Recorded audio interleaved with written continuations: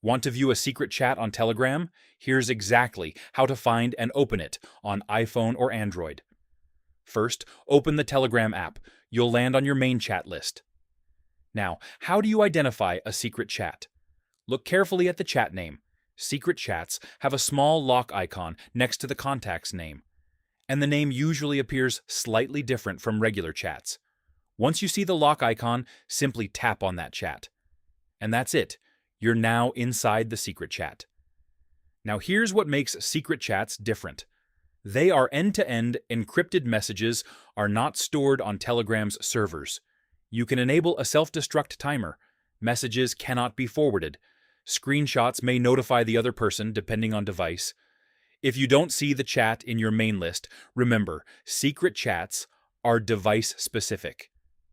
They only appear on the device where they were created. So if you started it on another phone, you won't see it here. That's how you view a secret chat on Telegram.